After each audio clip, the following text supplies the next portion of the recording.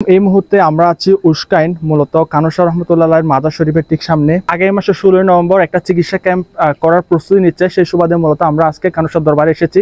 তো আমাদের সাথে আমজাদ ভাই আছে, যদি আমজাদ ভাই কিছু বলতেন ক্যাম্প নিয়ে আর কি। আমরা আগামী 16 তারিখ দরবারের উদ্যোগে একটি খতনা ক্যাম্প আমরা এখানে করব।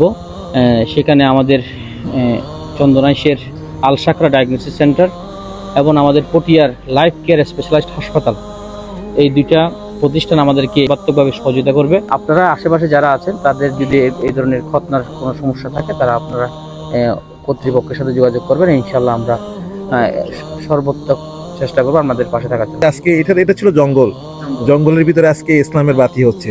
এখানে দেখেন কত বড় একটা এতিমখানা, একটা মাদ্রাসা, একটা মসজিদ। এখানে মানুষ নামাজ পড়তেছে, এখানে ছেলেরা ইসলামের দাওয়াত পাচ্ছে, এখানে ছেলেরা কোরআনে হেফজ হচ্ছে। আপনার এগুলো কার কারণে? অবশ্যই এই ভালো মানুষের কারণে। ইসলাম শান্তি, এই শান্তির বার্তাটা আসলে যুগ যুগ ধরে আল্লাহ নবীরা, আল্লাহর আউলিয়ারা, পায়গম্বররা আমাদের মুসলিম সমাজের মধ্যে প্রচার করেছে। আসসালামু আলাইকুম।